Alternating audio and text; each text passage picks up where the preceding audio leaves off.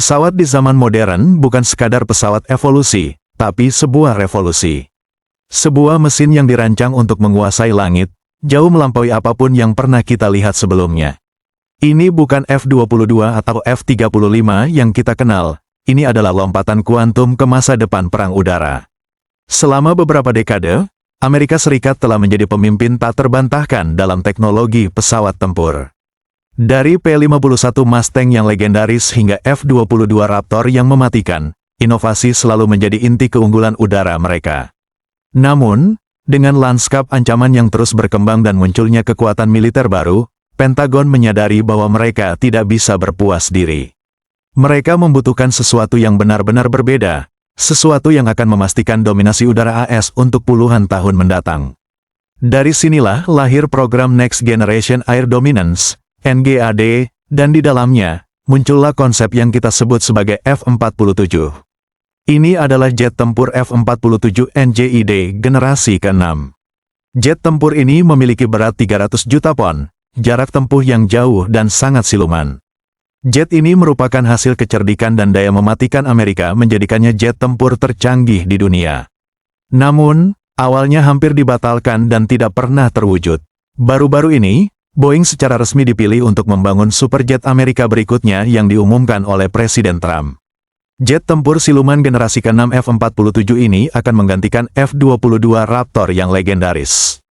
Hanya 186 unit F-22 yang dibangun.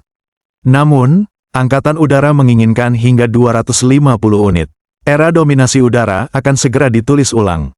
Pengembangan jet tempur NGID diperkirakan akan memakan biaya sekitar $20 miliar hanya untuk penelitian dan pengembangan. Sedangkan biaya untuk membangun produk akhir diperkirakan sekitar $300 juta per. Total biaya untuk 100 jet tempur diperkirakan mencapai $30 miliar. Jika menghitung total biaya termasuk pengembangan, maka angkanya bisa mencapai $50 miliar. Tentu saja Angkatan Udara bisa menargetkan lebih dari 100 unit jet tempur yang berarti lebih banyak miliaran yang harus dibelanjakan sebanding dengan anggaran besar yang perlu dialokasikan. Kendati demikian, Angkatan Udara perlu memastikan bahwa mereka benar-benar membutuhkan jet tempur tersebut, terutama karena teknologi baru memungkinkan pendekatan lain untuk mendominasi udara. Kendaraan udara tak berawak, UAV telah menjadi sorotan dalam beberapa tahun terakhir. Mereka relatif murah, sangat mematikan, tersedia dalam jumlah besar, dan siap untuk menyerang dalam waktu singkat. UAV telah menjadi faktor penentu dalam perang Rusia-Ukraina dan bahkan menarik perhatian Tiongkok yang membangun seluruh pasukannya dengan teknologi ini. Pilihan lain yang mungkin adalah perubahan mentalitas dalam Angkatan Udara AS dari kekuatan penyerang yang gesit menjadi kekuatan yang lebih mengandalkan jarak jauh dengan meluncurkan amunisi dari jarak yang sangat jauh. Jet tempur NGID yang akan dibangun harus membuktikan dirinya layak dan mampu memenuhi kebutuhan. Simulasi perang yang ekstensif menunjukkan bahwa Angkatan Udara akan menghadapi risiko lebih besar dan lebih sulit mencapai tujuan utama tanpa pesawat tempur ini. Simulasi tersebut mengungkapkan perlunya terus menekan musuh di area depan serta bahwa struktur kekuatan yang hanya berfokus pada kemampuan jarak jauh tidak dapat memenangkan pertempuran besar. Pengembangan F-47 dimulai dengan konsep Digital Century Series atau Century Series Digital. Ini berarti mereka tidak lagi menghabiskan waktu bertahun-tahun untuk membangun prototipe fisik. Sebaliknya, mereka menggunakan simulasi canggih, kecerdasan buatan, dan desain modular untuk menguji ribuan iterasi desain dalam waktu singkat. Bayangkan, sebuah pesawat dirancang, diuji, dan disempurnakan di lingkungan virtual sebelum satupun komponen fisik dibuat. Pendekatan ini memungkinkan Angkatan Udara untuk secara drastis mengurangi waktu pengembangan dan biaya, sambil tetap memastikan kinerja yang optimal. Kabarnya, prototipe pertama F-47 diterbangkan secara rahasia beberapa tahun yang lalu, jauh sebelum publik mengetahui keberadaannya. Ini adalah bukti seberapa jauh AS bersedia melangkah untuk menjaga keunggulan teknologinya. Apa yang membuat F-47 begitu istimewa? Mari kita bedah beberapa fakta menarik dan kehebatannya yang membuat para ahli militer terkesima. Pertama, desain yang radikal dan kemampuan siluman yang tak tertandingi. Lupakan bentuk F-22 atau F-35 yang sudah kita kenal. F-47 diprediksi memiliki bentuk yang lebih aerodinamis dan seamless, dengan permukaan yang sangat minim pantulan radar. Beberapa laporan mengisyaratkan desain tanpa ekor vertikal, mirip dengan B-2 Spirit, untuk mengurangi jejak radar secara signifikan.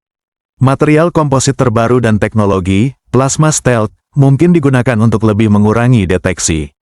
Pesawat ini dirancang untuk beroperasi di lingkungan paling berbahaya, menembus pertahanan musuh tanpa terdeteksi, bahkan oleh sistem radar tercanggih sekalipun.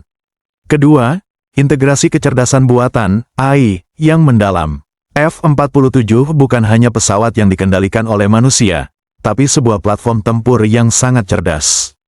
AI akan menjadi kopilot virtual, menganalisis data sensor, mengidentifikasi ancaman, dan bahkan merekomendasikan manuver taktis secara real-time.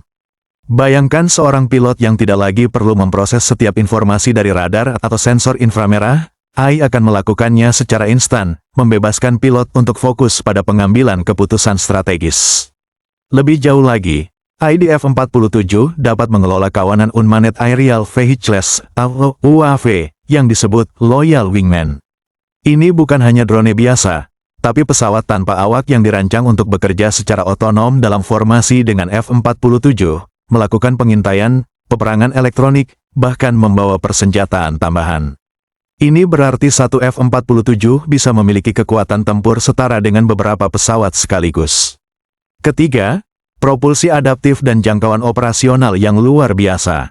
Salah satu tantangan terbesar pesawat tempur modern adalah keseimbangan antara kecepatan, jangkauan, dan efisiensi bahan bakar.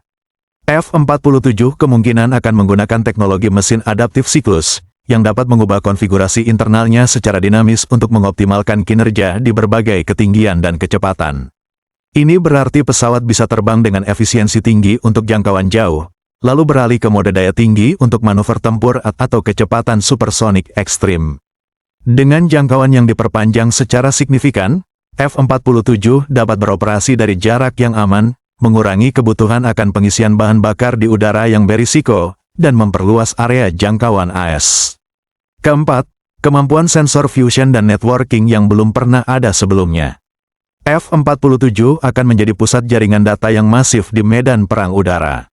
Semua sensor, radar, inframerah, elektronik, dan optik akan terintegrasi secara mulus, menciptakan gambaran 360 derajat yang belum pernah ada sebelumnya bagi pilot. Data ini tidak hanya akan digunakan secara internal, tetapi juga dibagikan secara real-time dengan pesawat lain, kapal, dan pusat komando di darat.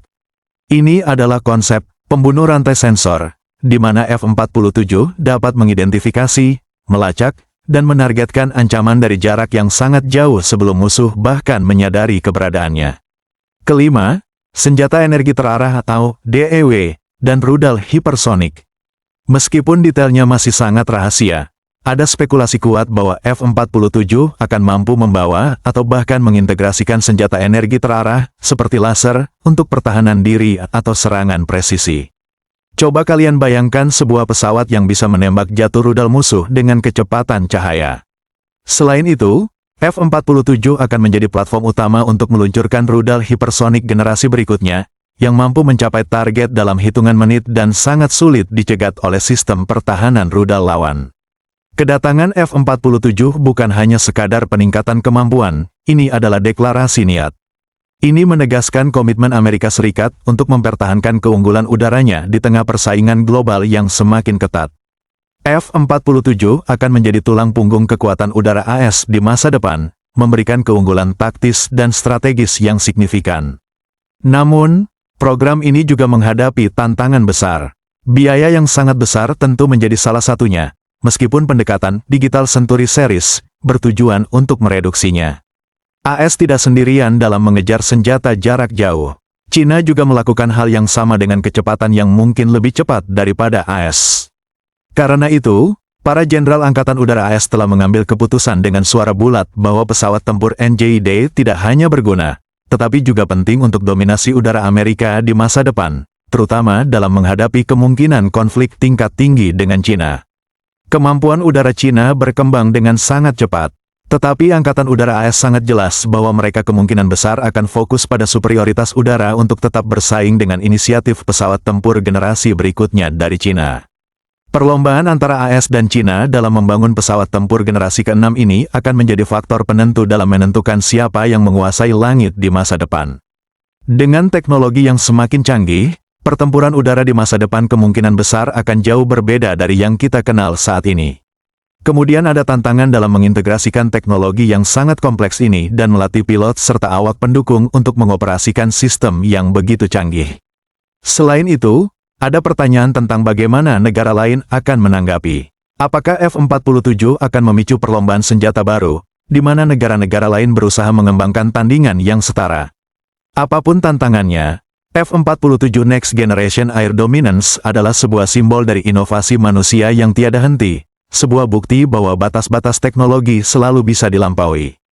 Pesawat ini bukan hanya mesin perang, tapi sebuah visi tentang masa depan, di mana dominasi di udara akan ditentukan oleh kecerdasan, konektivitas, dan kemampuan untuk beradaptasi dengan kecepatan cahaya. Ini bukan fiksi ilmiah lagi, ini adalah realitas yang akan segera datang. Apa pendapatmu tentang masa depan perang udara dengan pesawat seperti F-47? Apakah ini langkah yang tepat bagi dominasi udara Amerika Serikat, atau apakah akan ada konsekuensi tak terduga?